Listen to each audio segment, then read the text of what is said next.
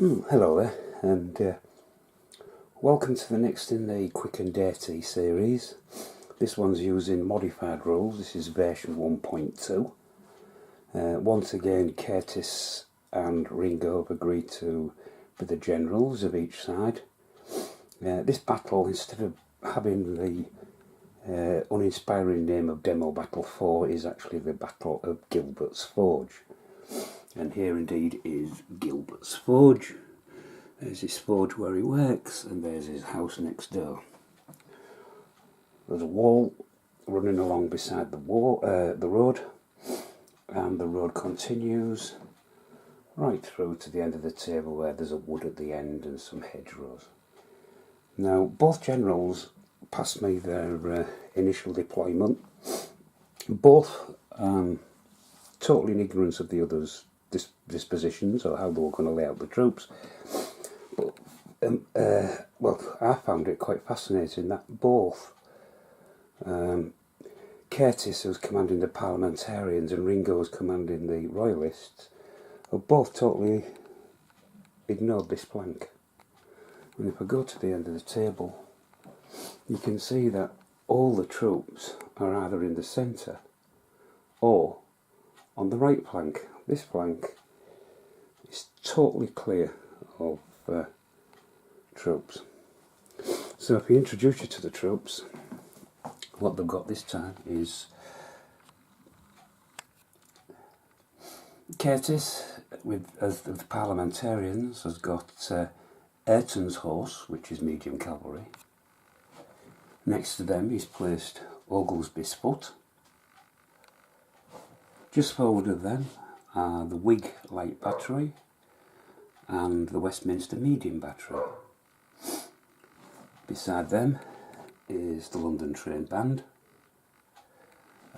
You can just see in his blue hat there, you can just see General Curtis, and behind him he has got Balfour's heavy horse, which are cuirassiers, armoured knights.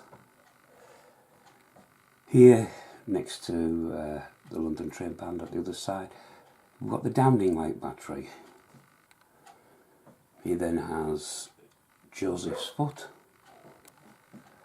another medium cavalry, Sydenham's horse, and right on his flank are Orkey's dragoons. Quite an impressive force when all laid out on the table. Facing him is General Ringo Simpkins. He's got his heavy horse, his cuirassiers here. That's Parker's heavy horse. Next to them, limbered up, are the Queen's light battery and the Windsor's medium battery. Next to them are Newcastle's foot, the Lambs, with the white coats. They're in column, march column. Also in march column beside them are Roden's foot. Then there's the man himself in his red hat waving is General Simpkins. Next to him is the Sandringham light battery. Then also in march order are Prince Rupert's bluecoats. We've then got Prince Rupert's horse, medium cavalry. We've also got Fulston's dragoons. And finally on the right flank, Wormsley's horse. So that's the royalist dispositions at the start of the battle. The table's quite narrow, it's only 3 foot, and I really do need to add an extra foot of width to this table. At the moment, from that unlimbered medium cannon, which has a range of 24 inches, it could actually hit these troops, but of course it can't, because between it and them is a hedgerow, so they can't see them. I can probably hear them and maybe see the pikes above, but they can't get a shot at them. So now it's down to General Brown, who will make the first move with his forces. So I'll await for General Brown to issue his orders for all his units, and because this is the first turn, there'll be no dice throwing for passing orders, because all the troops were assuming know their orders and will carry them out until told to do otherwise. Same as the generals both were allowed to place their troops as they saw fit. In a solo game, obviously I have to roll the dice to see where units come onto the table, but on this time with 2 players, no need to do that. General Brown chose the north side, and which, to be fair, is probably the favourable side.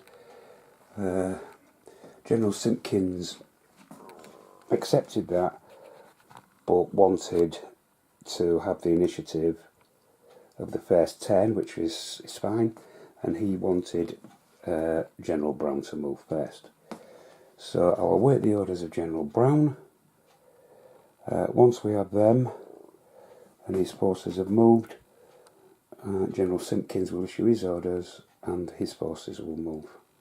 It's all classed as simultaneous, of course, or as near as simultaneous as you can get. The person moving second does have the slight advantage of seeing what the other person does in his move. That could be a good thing, it could be a bad thing, we'll have to wait and see. But that is the scenario. The troops all on the right and centre of the table. Whether Mr. Gilbert and his forge will survive, we shall wait to see. Well, I imagine he's breathing a sigh of relief at the moment as this lot are formed up over there. So, right, I'll bring this video to an end now, and I hope you join me in the rest of the series, and especially in the next one when we see the opening moves. So, bye for now.